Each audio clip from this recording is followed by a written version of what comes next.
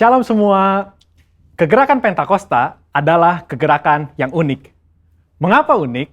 Pernahkah saudara terbayang satu gerakan rohani yang dalam tempo 1 abad telah menyebar sampai ke 27% kekristenan yang ada? Kegerakan yang bergerak cepat ini memiliki pilar-pilar teologi yang perlu kita pahami. Pada Voice of Pentecost kali ini, kita akan membahas mengenai 5 pilar teologi Pentakosta. Apa saja 5 pilar teologi Pentakosta itu? Yang pertama, Jesus as Savior, atau pilar keselamatan. Keselamatan adalah momen di mana seorang bertobat dan menerima Yesus sebagai Tuhan dan Juru Selamat. Pengakuan iman GBI berkata, semua manusia berdosa dan kehilangan kemuliaan Allah, sehingga harus bertobat dan berpaling kepada Allah untuk menerima pengampunan dosa. Pertobatan mencakup peristiwa di mana seorang mendengar kabar Injil tentang karya Kristus, meresponi Injil dengan iman dan pertobatan, dan mengalami perjumpaan secara pribadi dengan Yesus. Hal ini yang terjadi ketika Petrus berkhotbah dalam Kisah Para Rasul 2 ayat 16-35. Di ayat 37 disebutkan bahwa orang-orang yang mendengar sangat terharu dan memberikan respon yaitu bertobat dan menerima Yesus sebagai Tuhan dan Juru Selamat. Bukankah hampir sebagian besar khotbah-khotbah dari Pentakosta menekankan akan pertobatan dan kepercayaan kepada Yesus sebagai Juru Selamat pribadi? Yang kedua, Jesus as Sanctifier, atau pilar pengudusan. Ketika seorang diselamatkan, dia memasuki proses yang bernama pengudusan. Pengakuan iman GBI berkata penyucian hidup adalah buah kelahiran baru karena percaya dalam darah Yesus, dikerjakan oleh kuasa firman Allah dan Roh Kudus, karena itu kesucian itu azas dan prinsip hidup umat Kristen.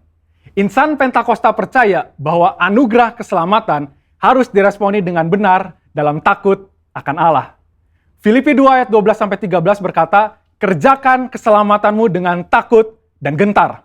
Karena Allah lah yang mengerjakan di dalam kamu, baik kemauan maupun pekerjaan menurut kerelaannya. Di sini terlihat tanggung jawab orang percaya untuk mengerjakan keselamatannya, atau menguduskan kehidupannya dalam takut akan Allah.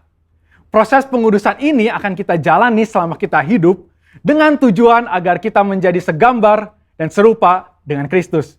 Pengudusan pun berbicara kita meninggalkan kehidupan lama kita, ataupun kebiasaan lama kita yang tergolong dosa, dan menjadi pribadi yang baru di dalam Kristus. Tidak lagi hidup di dalam dosa. Yang ketiga, Jesus as Spirit Baptizer, atau pilar baptisan Roh Kudus.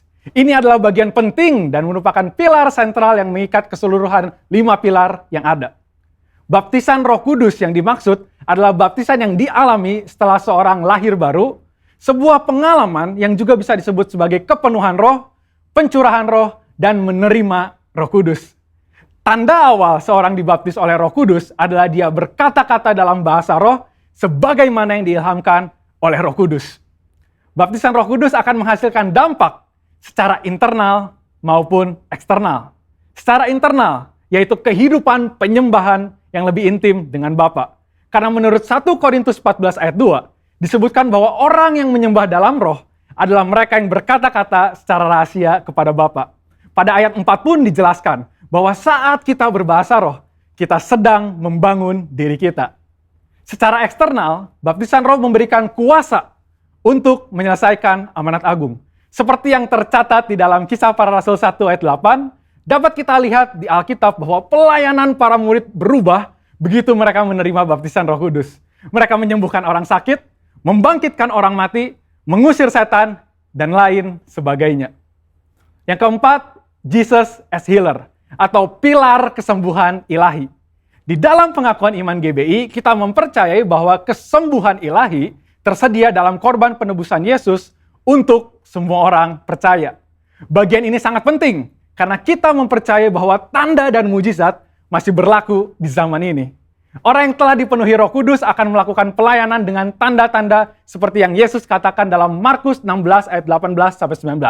Mereka akan meletakkan tangannya ke atas orang sakit dan orang itu akan sembuh.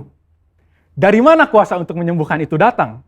Dari kepenuhan Roh Kudus yang dijanjikan oleh Bapa kepada setiap orang percaya.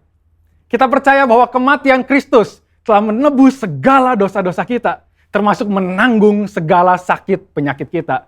Yesaya 53 ayat 4a jelas berkata bahwa tetapi sesungguhnya penyakit kitalah yang ditanggungnya.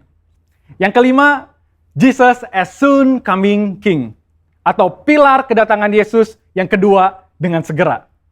Pilar terakhir ini dipandang sebagai motivasi dan semangat untuk menyelesaikan amanat agung, memberitakan Injil dengan kuasa Roh Kudus, serta hidup dalam kekudusan. Kita percaya bahwa Yesus akan datang kali yang kedua untuk menjemput kita dengan segera. Pengakuan iman GBI berkata, Tuhan Yesus Kristus akan turun dari sorga untuk membangkitkan semua umatnya yang telah mati dan mengangkat semua umatnya yang masih hidup, lalu bersama-sama bertemu dengan dia di udara. Kemudian ia akan datang kembali dan bersama orang kudusnya untuk mendirikan kerajaan 1000 tahun di bumi ini. Kita percaya kedatangan Yesus untuk yang kedua kalinya untuk menjemput mempelainya yang masih hidup, atau biasa disebut rapture ini, akan terjadi secara tiba-tiba dan tanpa seorang pun tahu kapan waktunya.